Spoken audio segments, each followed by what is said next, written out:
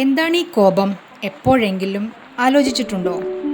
നമ്മളെല്ലാവരും കോപിക്കുന്നവരാണ്, അല്ലെങ്കിൽ കോപത്തിൻ്റെ ദൂഷ്യഫലം അനുഭവിക്കുന്നവരാണ്. ശരിയല്ലേ? ഇത് കേൾക്കുന്ന അവസരത്തിൽ പോലും നിങ്ങൾ ചിലപ്പോൾ ദേഷ്യത്തിലായിരിക്കാം, അല്ലേ? എന്താണ് ഈ കോപം എന്ന് നിങ്ങൾ ആരെങ്കിലും ചിന്തിച്ചിട്ടുണ്ടോ? ഇതൊരു സാധാരണ മാനസികാവസ്ഥയാണ്. വ്യത്യസ്ത സാഹചര്യങ്ങളോട് മനുഷ്യർ പ്രതികരിക്കുന്ന നാഡീവ്യൂഹ പ്രതികരണം മാത്രം. ഇത് ശാരീരികവും മാനസികവുമായ മാറ്റങ്ങൾ സൃഷ്ടിക്കുന്നു. ഉദാഹരണത്തിന് ഹൃദയമിടിപ്പ് ഉയരുക, രക്തസമ്മർദ്ദം വർദ്ധിക്കുക, ചൂടേറിയ ശ്വാസം തുടങ്ങിയവ.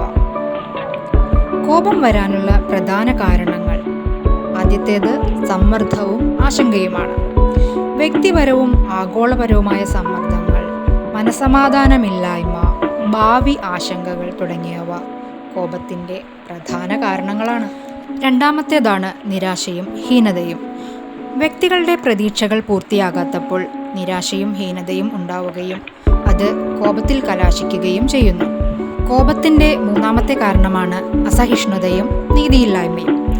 മറ്റു വ്യക്തികളുടെ പെരുമാറ്റങ്ങൾ, അഭിപ്രായങ്ങൾ അല്ലെങ്കിൽ ചില സംഭവങ്ങൾ അന്യായമെന്ന് തോന്നുമ്പോൾ കോപം താനെ ഉടലെടുക്കുന്നു.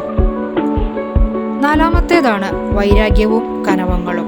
പണ്ട് നടന്ന നിഷേധാത്മകമായ അനുഭവങ്ങൾ, അപമാനങ്ങൾ അല്ലെങ്കിൽ ക്ഷോഭങ്ങൾ മനസ്സിൽ കിടന്ന് പ്രകമ്പനം കൊള്ളുമ്പോൾ കോപം താനെ ഉയരുന്നു.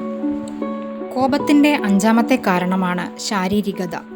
ഭക്ഷണമില്ലായ്മ, നിദ്രയില്ലായ്മ, നിരന്തരമായ ആരോഗ്യ പ്രശ്നങ്ങൾ തുടങ്ങിയ ശാരീരിക കാരണങ്ങളും കോപത്തിന് കാരണമായേക്കാം.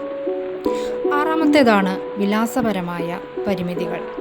ചിലപ്പോൾ ഭൗതിക പരിമിതികൾ നമുക്ക് ദേഷ്യത്തിന് കാരണമാകും. ഏഴാമത്തേതും അവസാനത്തേതുമായ കാരണമാണ് സാംസ്കാരികവും കുടുംബ പരിസ്ഥിതിയും. വ്യക്തിയുടെ ജീവിത സാഹചര്യങ്ങൾ, സാംസ്കാരിക പശ്ചാത്തലങ്ങൾ, കുടുംബ പരമ്പരാഗത രീതികൾ എന്നിവ കോപത്തിൻ്റെ സ്വഭാവത്തിലും തീവ്രതയെയും സ്വാധീനിച്ചേക്കാം.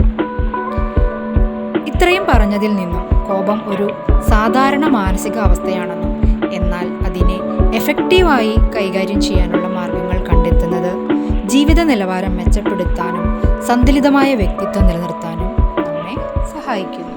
വീഡിയോ ഇഷ്ടമായെങ്കിൽ എല്ലാവരും മറക്കാതെ ലൈക്കും സബ്സ്ക്രൈബും ചെയ്യണേ.